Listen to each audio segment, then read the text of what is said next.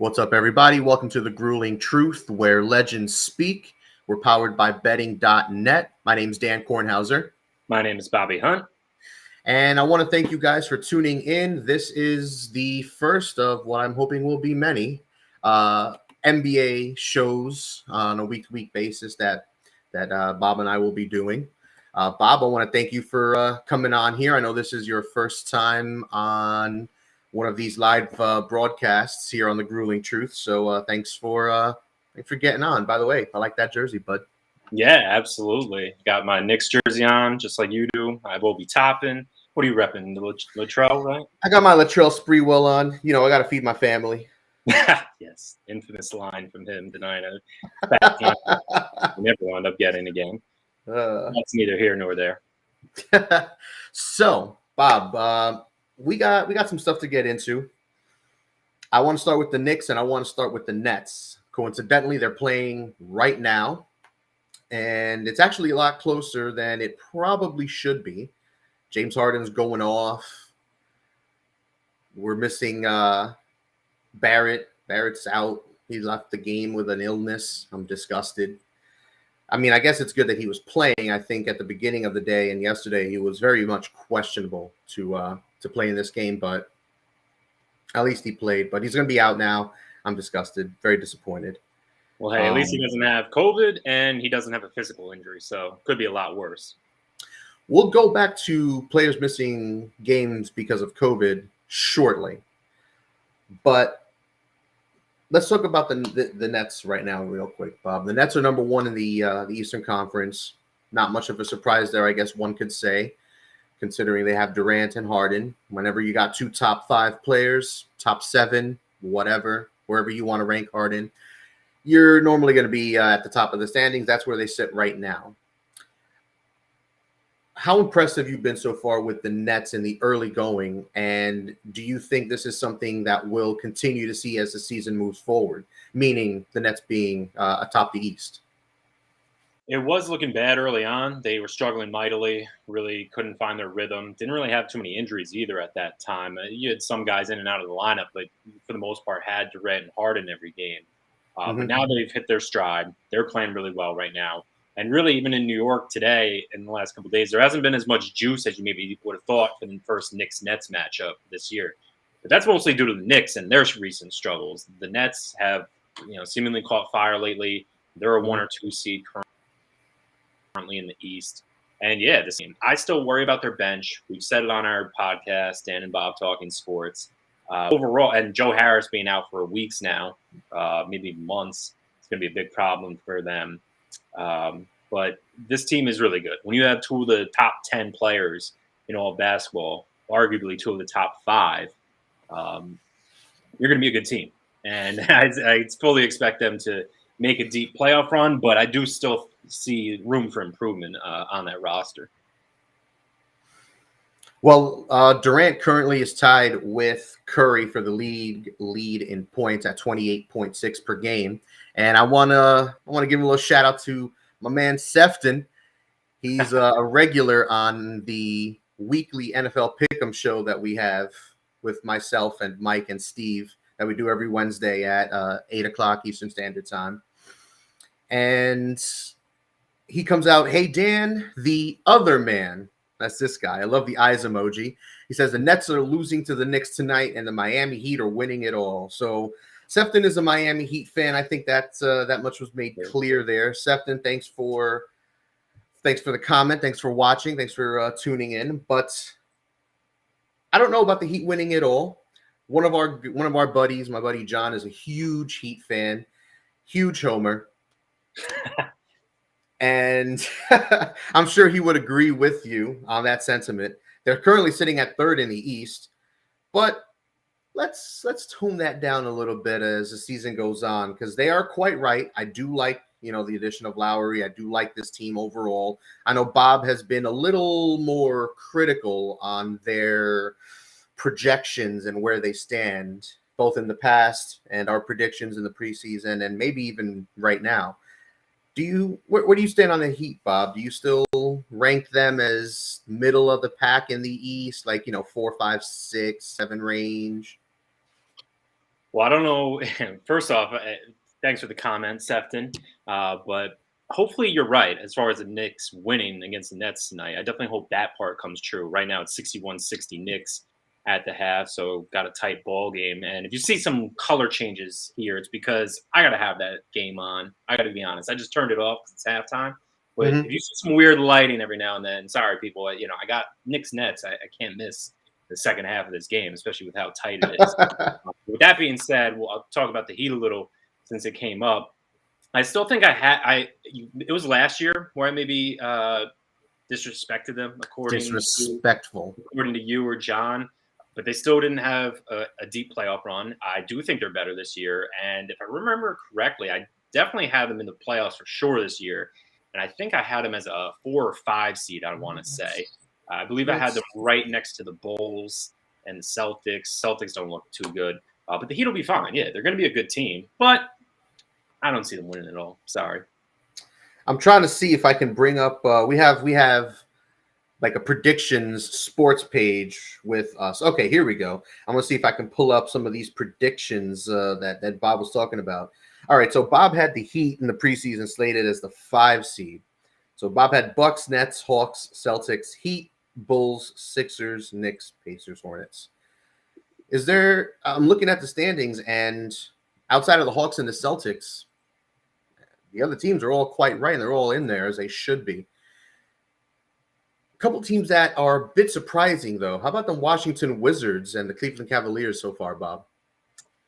Definitely shocked by both of those, honestly. I do like the young core that the Cavs have, but I definitely did not see either of these teams being very competitive, not this competitive. And I definitely think they'll slide it down on the standings, but at the same time, uh, they can definitely vie for a playoff spot. There's some bad teams like the Pistons and Magic that are just they were out of it before the season even Awful. started. They're Yep. just terrible.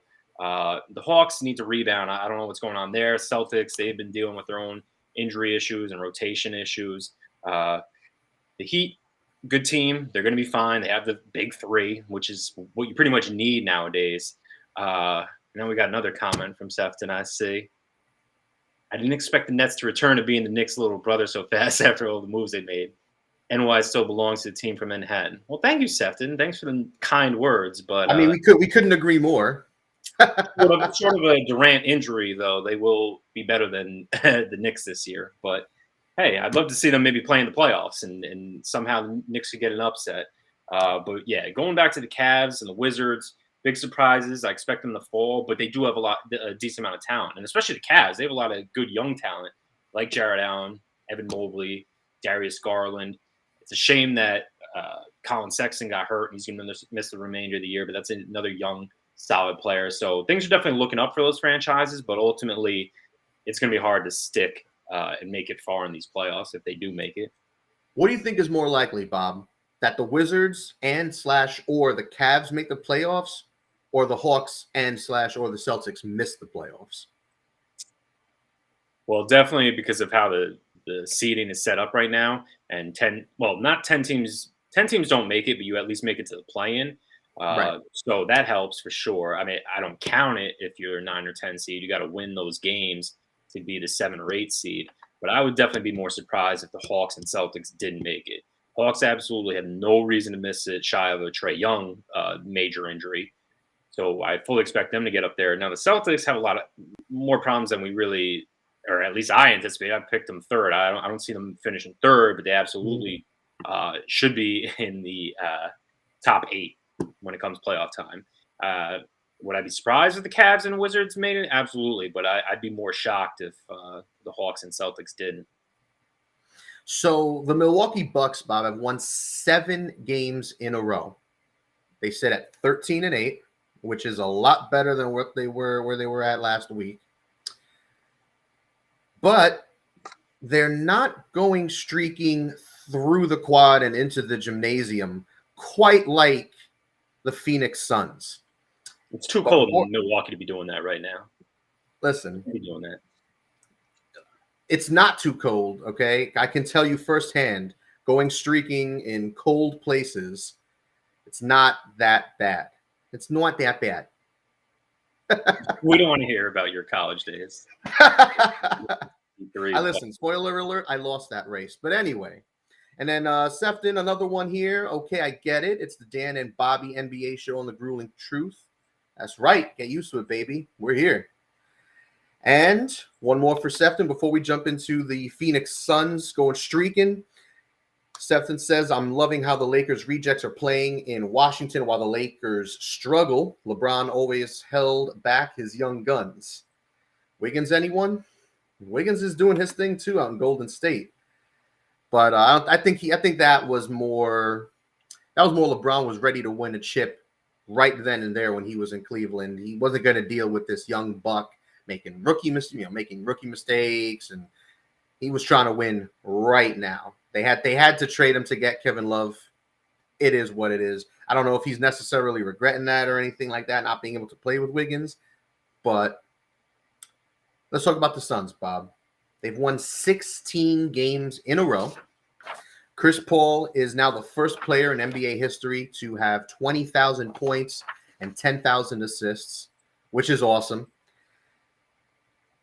Are you buying this Phoenix Suns team, Bob? And are they going to beat the Warriors in their big matchup tonight?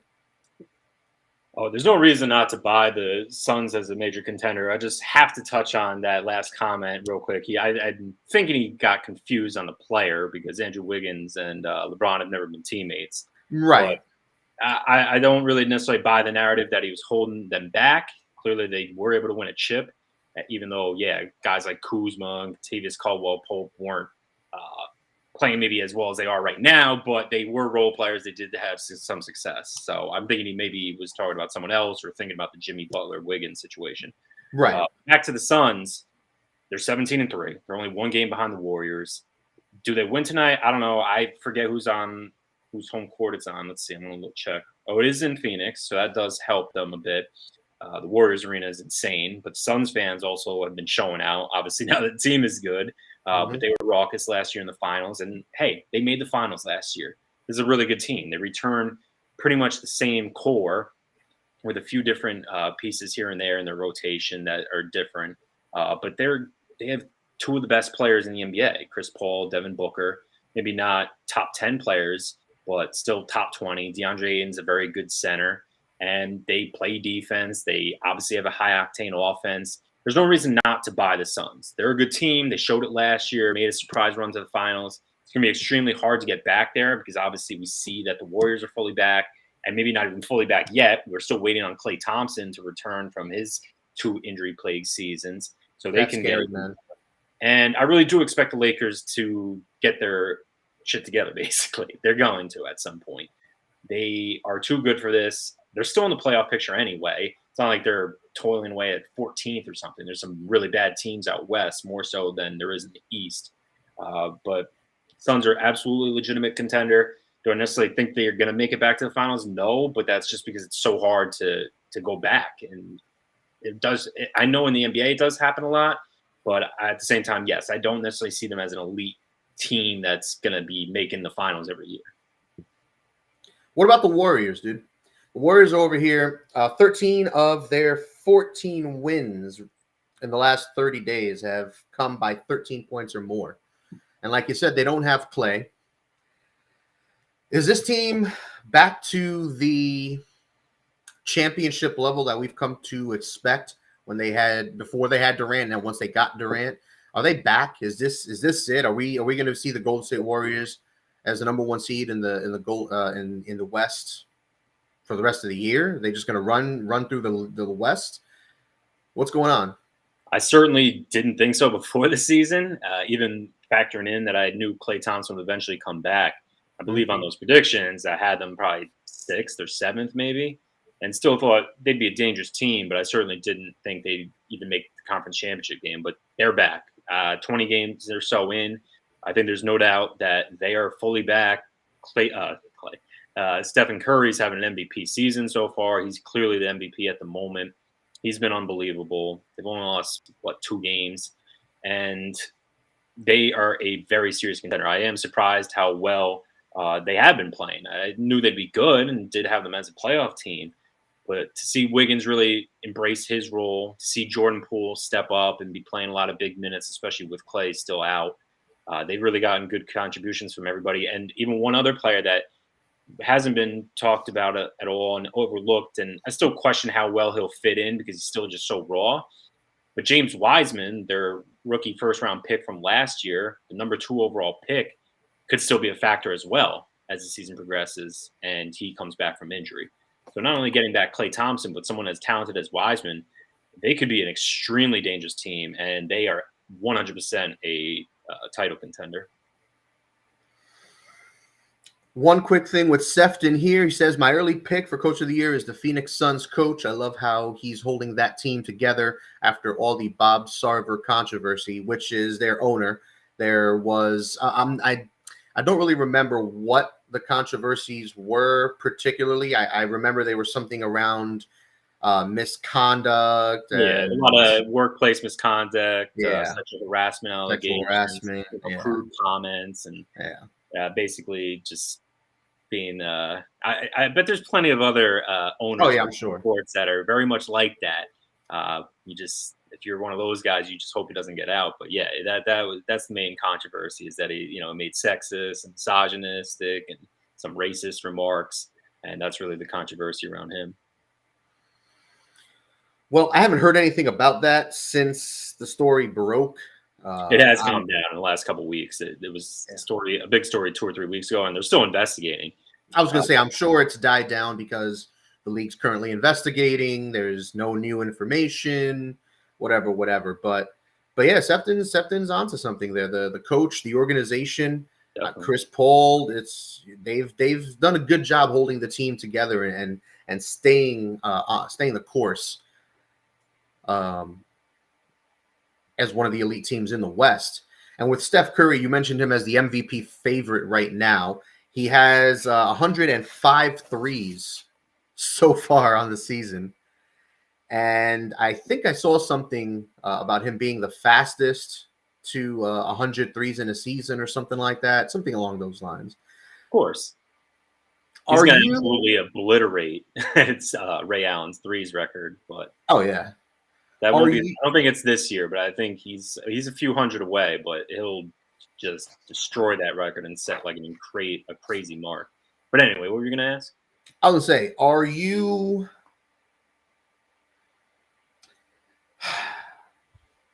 The NBA has gotten crazy over the last few years. So before I ask the question, I want to give a little build up to it. Kevin Durant, Giannis, Jokic, Harden, just to name a few. These are all names, all players that have either won MVPs recently or elevated to truly the upper echelon of the NBA. While these guys, Jokic, Giannis, etc., while they were balling out and becoming MVPs and winning chips and this and that, the Warriors have been hurt the last couple of years. They've been down. We know what's been going on with Clay's injuries. Curry, they had the number 2 pick last year. Yeah. And they haven't been quite right. But now that they are number 1 in the West, 18-2, they're on a 7-game winning streak. Curry's back to MVP levels. Do you still see, or do you see Curry now as back up in the top 2 or 3 player conversation? Or do you still think guys like Durant, Giannis, maybe Joker, whoever else you want to name, do you think any of these other guys are still above Curry, or do you think Curry's just reclaimed that spot, a top 3 player, top 5 player for sure? No debate. What do you think? Well, he's absolutely in the argument, of course, and he had a great year last year too. So let's not forget that as well. He battled a little bit of an injury bug early on last year, I believe, maybe at the end of the 2019 season. They didn't make the playoffs in the bubble. Right. Then last year, he had a great season, the 72-game season. And then we see him coming out like gangbusters this year through 20 games and being the clear NBA MVP frontrunner. Beef. So he's absolutely in that conversation. I still put him below Giannis. I still put him below Durant. I will take that two-way wing player who obviously has the size any day. Those are the best players in the NBA, in my opinion, right now. And unfortunately, LeBron had the injuries at the end of last year. So far this year, he had an injury. Now he's on the COVID list. I don't know where we'd place him at this moment, but Curry's definitely ahead of him for right now as a result. Okay. And then, yes, you're looking at Joker. I wouldn't say Harden. As great as Harden is, we know Curry's won. Granted, much better teams, yada yada. But Harden had his chances against them as well when CP3 was there. So if I'm ranking it right now, I'm putting Giannis 1, I'm putting Durant 2, and I'm putting Curry 3. Well, Sefton doesn't seem to disagree with you too much. He's got Durant, Giannis, and Steph 1, 2, 3. I mean, I guess we could poll a bunch of people, and we'd probably end up getting those 3 names. Yeah. If not in the top 3, definitely in the top 5, definitely in the conversation. But with top 5 players, Bob, I wanted to shift it real quick to a little bit of fantasy. The current top 5 players in fantasy on a fantasy points per game level are Giannis 1, Joker 2, Curry 3, Anthony Davis 4, and Luka 5. Now, this isn't points. This isn't head-to-head categories or anything like that. This is just straight-up points. What's the word I'm looking for, Bob? Points. Well, you said points per game. What do you mean? Like like roto scoring and stuff like that. Yeah. So Giannis, Joker. You're saying Joker. Joker, I know. And just stick with it. Joker to Curry, Davis, Doncic.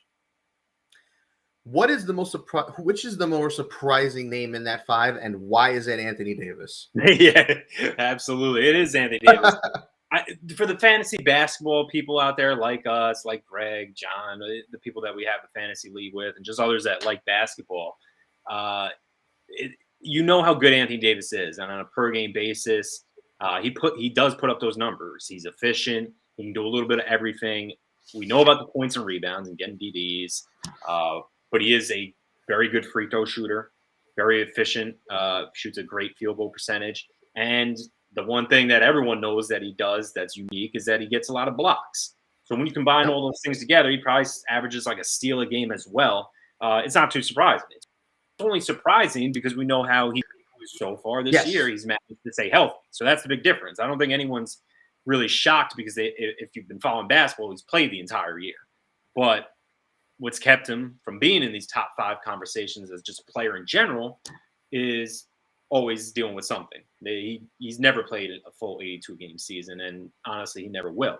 That's okay as long as he plays, say, 70 plus. The Lakers would sign for that right now. Oh, yeah. Oh, hell yeah. Considering that, I mean, he was on my no draft list. I'm pretty sure he was on your no draft list coming into the season because of all the injury concerns. No one wants to deal with it.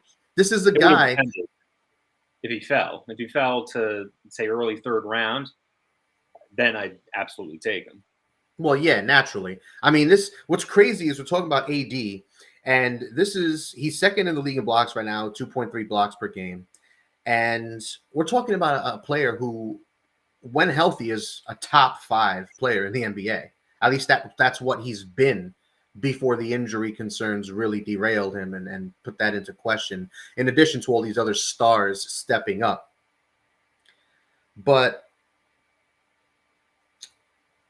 it's weird. I don't know. I feel weird having this conversation about AD being one of those like, oh, are you surprised kind of a thing. I don't know. It's really got me out of lack of words when I think about it, because it's such a hate or love thing, I think, with AD. Because, like, on one hand, like you said, the field goal, the blocks, the overall game, the double-doubles, like, he is elite. But on the other hand, this is a guy who one game can put up 30 and 12 with 5 blocks, and then the next game sit out because his eyebrow hurts. It's weird.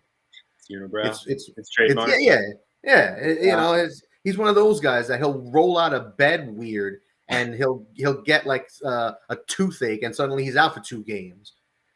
Well, you're absolutely right, but at the same time, it's more about just missing the game. If he's on the court, he's not having a bad. He might have a bad game shooting wise, but he's always going to put up some level of numbers.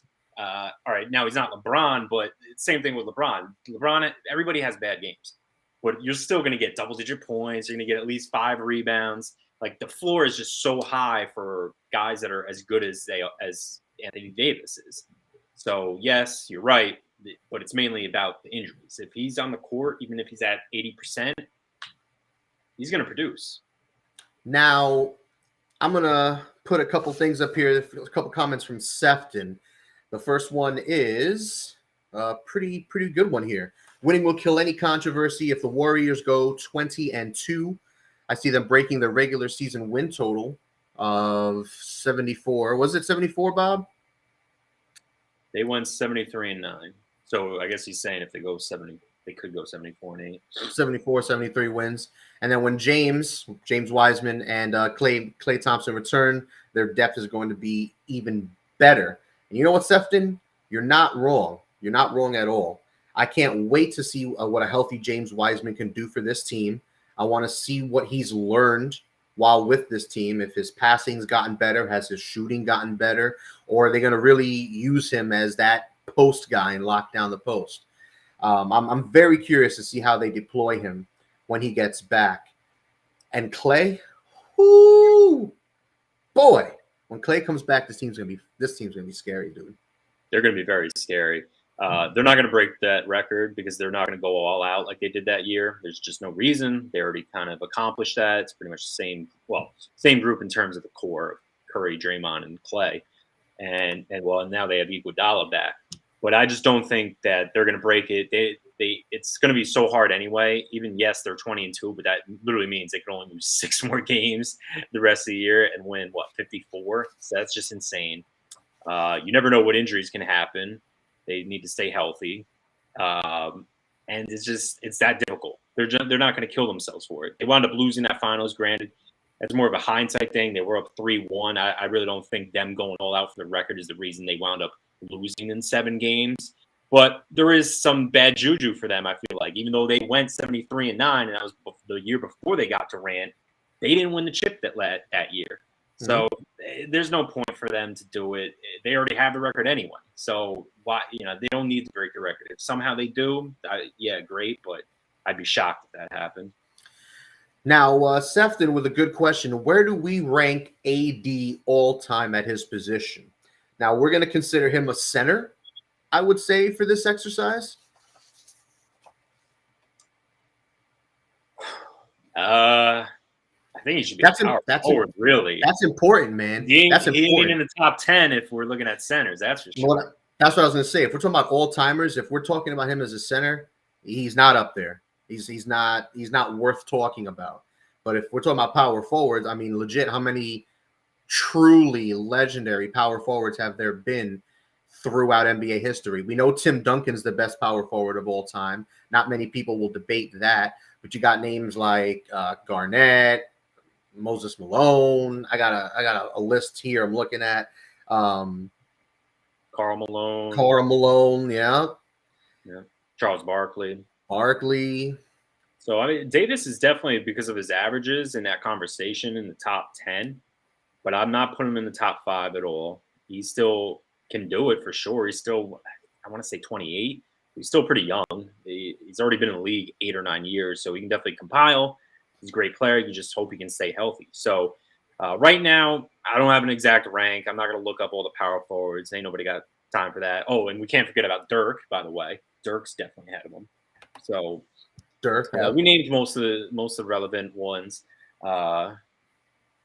Okay, he said Sefton saying power forward is his true position. And so, yeah, exactly. I would count him as a power forward. So right now, I don't have all the names. We named 6 or 7. There's probably some legends from older days that I'm forgetting at the moment, unfortunately. Maybe someone wants to throw Kevin McHale in there from the 80s or someone from the 70s. Yeah, I'm sure we're forgetting someone, but Rodman, the back of the 10. Bob Pettit. He's better than I mean, see, Rodman's always tough because we know he's more like the role player. But yeah, Davis is a better player. Davis is ahead of him. I see Elvin Hayes, Chris Webber. Elvin Hayes is a perfect example of one that I forgot. Yeah, and then we're looking at old like Dolph Shays from the. I don't even know when he's from. Yeah, Dave DeBusschere, Pau Gasol. Dolph Shays was early. Dolph Shays was like 50s. That's how long ago that is. Now, I did want to actually bring it a little full circle and get touch on something else because I do have the Knicks and Nets still going on. So we'll wrap it up at the top of the show, maybe work back to that, and we'll get to a couple other things too. But Knicks sucked out of the break. They didn't score any points for about 4 minutes. And right now, Brooklyn's up 14. So that's ugly for the Knicks and as a Knicks fan. But we got to talk about what's going on with with the teams and two particular players that are on the wrong side of 30 right now. I'll start with the Knicks. Kemba Walker. It was Tom Thibodeau, their head coach, announced yesterday that Alec Burks will be the starting point guard moving forward. And on top of that, Kemba's out of the rotation. So it's not even like Kemba's going to be coming off the bench as 6th, 7th man. He is permanently benched for now. He could still at some point work his way back in with someone getting hurt, or maybe he just gets healthier. I don't know. But this did have to be done. Kemba looked shot out there. He had a couple good games here and there, but for the most part was terrible. Now, it doesn't affect him too much. It was a low-risk deal. We both liked it, but mainly because it was a low-risk deal. Maybe he returns to some semblance of form. Maybe I think I said at the time when we talked on our podcast, maybe 70% of what he was. We'd sign up for that. He's not quite that. But Oklahoma City's mostly paying his salary, over $26 million, and is their highest paid player right now. Getting $8 or $9 million from the Knicks for this year and next year. It is a 2-year deal, so unfortunately, he's still on the books, but still a very manageable number. But with Kemba, are you glad that they made this move? And do you see him ever getting back in the rotation this season? I am very happy that they made this move. In fact, this move should have been made a week ago. When he plays, we watch the games. We don't watch every Knicks game every minute, but we watch the games. And when he's on the court, the offense becomes stagnant. He has no defense at all. When he's on the court, not only is our offense statistically worse, but our defense is totally, completely worse. And it was something crazy. I was hearing it on the radio earlier today. Something like when he's playing, like our defense is like 30th or something. When he doesn't play, our defense is ranked 9th or something like that. We're top 10. And then on offense, when he plays, we're like 24th or 25th or something like that. And when he doesn't play, we're a lot better. And it's a little confusing because this guy used to be a walking bucket, and he was a superstar in college. He's an area guy. He's from New York. He's home. And this guy went from being 20 points a night to this, oh, how the mighty have fallen indeed. But as a Knicks fan, I'm glad they made this move. I don't think they should go back to him unless injuries hit or Burks and some of these other guys just completely fall off. I know Quickly's been playing a lot better lately. He seems to be taking a step forward in his development, which is nice to see. We know what he is, I think. Bench guy, 6-man type who's going to come off the bench, bring some energy, bring some scoring, bring some hustle. Doesn't look like a star or anything like that at this moment, but it sucks, man. I was really excited that Kemba came over. Kemba, Fournier, solid veteran additions. I thought Kemba would actually be able to offer the Knicks a lot more than what he's been giving him so far. I'm very disappointed. But I think we have to move on. I don't know who's going to trade for him. His trade value is at an all-time low, I think, at this point. The only thing that saves him is his salary is very manageable and very tradable. So that's cool. I don't know what we're going to get for him at this point. Nothing. But even with the low salary, I don't think anyone's trading for him. Yeah, I'm happy it's happened. I'm sad that it's happened, but I'm glad that the team had the sand to make this move. I'm sad for him. It probably should have happened about a week or so ago, like you said, but they gave it a decent run. It was a quarter of the season. We're at the quarter mark. We're 20, 21 games in for most teams. So they gave it plenty of chances. It just didn't work out. He's had a slew of knee injuries. Now, the other guy that I want to talk about on the Nets has also had a slew of knee injuries over his career, and he's also out of the rotation. And that would be Blake Griffin. Once the high-flying, acrobatic, unbelievable dunker, won the dunk contest, just tons of posters on guys, especially over our guy, Timothy Mozgov, when he was on the Knicks, when he worked with Miss Blake dunks. And he's my age. He's 32. Kemba is actually a year younger. He's 31. And both these guys have just gotten chewed up and spit out. Granted, at least they made it 10 years in the league. It's not quite like NFL where you really get churned out. But it is just wild to think that both these guys are right around our ages, and it's really they're out of rotations. They can't play. And especially with Blake, it's funny because, well, not funny, but it's weird because LaMarcus Aldridge is playing great, and he's at least 3 or 4 years older than Blake. I think he's 36, and we thought because of the heart problem. So it's just funny. It's wild to think, like, it goes to show, I guess, just the style, obviously, that Blake played was his downfall. Which is weird. I mean, we know what he was coming out of college and everything in LA, but he tried to change his game a bit, tried to be more of a shooter, tried to be more of a distributor, more of an all-around player. Sefton says Kemba Walker's not the same player he used to be. Sefton doesn't know what went wrong there either. Neither do we, dude. Neither do we. He got hurt. I mean, the injuries are just piled up. Yeah, but Bob, let's be honest. When you're a walking bucket, you don't all of a sudden forget how to shoot. You don't all of a sudden forget, how to ball out. The injuries sapped him of any lateral or vertical movement he might have had. He's not anything on defense. Well, he was never really an efficient shooter, though. That's the thing. It's not like he's Steph Curry. Steph Curry, if he had all these knee injuries, you'd be like, it would be shocking if he was this bad. But I get what you're saying, where it's still, you don't forget how to have a shooting stroke, but he's just not. He was never a great shooter, basically. He was a volume scorer and a good player, but unfortunately, he's just fallen off a cliff. And then Blake Griffin. Blake actually played pretty well in spurts last year and actually was a good contributor for the Nets. So it's actually almost more surprising that he's really struggled so much. He's just shot. Yeah, and you're right. He did actually try to change his game, especially once he got to the Pistons. You saw him try to shoot more threes, try to be a better free throw shooter. He did work on other parts of his game. But still, unfortunately for him, he's out of the rotation for the Nets right now. And you can't blame them because they're riding high. They're the number 1 seed at the moment, and it looks like they're probably going to win this game. Knicks cut it to 9 at least. But there's about a minute left in the third, and Nets are up. Well, here we go. # Knicks problems. Well, at least we're not getting blown out anymore. Yeah, silver lining, right?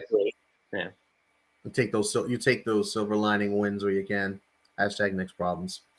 But I think we're gonna wrap this show up, Bob. We got a lot on the table that we talked about tonight. Really good stuff. I liked it. A little bit of everything: East, West, Knicks, Nets, some fantasy stuff, some historical rankings with AD. It's a good start, man. It's a good start. I'm looking forward to doing this every week with you, and hopefully this becomes a beautiful thing moving forward. We can build off of this and have you on other programs potentially. Absolutely, and thank you, Grueling Truth, for having me on. I also want to thank Sefton. I felt like we were on an ESPN show, like say Around the Horn, or PTI, where Tony Reali's feeding like lines and stuff or topics, or one of those other ESPN shows. I don't follow them as much anymore, so probably those are dated references.